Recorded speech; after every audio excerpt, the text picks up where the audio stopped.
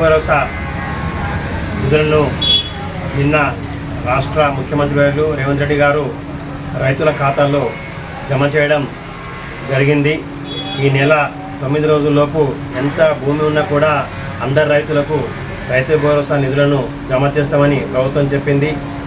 ఇప్పుడు ఏదైతే రైతులు పంట వేసిన సమయానికి నిధులు జమ కావడంతో రైతులు సంతోషాన్ని వ్యక్తం చేస్తున్నారు. మందులు కొనుక్కోవడం కానీ, విత్తనాలు కొనుక్కోవడం కానీ డబ్బులు అవసరానికి వస్తున్నాయని రైతులు ప్రభుత్వాన్ని ఎంతో మాకు అభినందిస్తున్నారు. తెలంగాణ రాష్ట్ర ప్రభుత్వం రేవంత్ రెడ్డి గారు నిన్న రైతు భరోసా ఖాతాల్లో రైతులకి డబ్బులు వేయడం జరిగింది. దీనికి ప్రజలు హర్షం వ్యక్తం చేస్తున్నారు. ఈ ప్రజలు ఆనందంతో రేవంత్ రెడ్డి గారికి మరియు జుక్కల్ శాసనసభ్యులు dynamic leader young and dynamic Kantharao గారికి హర్షం వ్యక్తం చేస్తూ కృతజ్ఞతలు తెలుపుతున్నారు.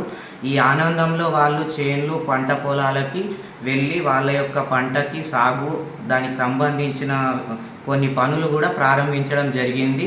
నిన్నటి నుంచి ప్రజాప్రభుత్వం కాంగ్రెస్ పార్టీ రేవంత్ రెడ్డి గారి ఆధ్వర్యంలో రైతులకు ప్రతి ఎకరాకు 6,000 చొప్పున ఇస్తున్న సందర్భంలో ప్రజలందరూ రేవంత్ రెడ్డి గారికి హర్షం వ్యక్తం చేస్తూ, అలాగే జూకల్ నియోజకవర్గంలో ఉన్నటువంటి గౌరవనీయులు ఎమ్మెల్యే లక్ష్మీకాంతరావు గారికి కూడా రైతులు ప్రత్యేక ధన్యవాదాలు తెలియజేస్తున్నారు.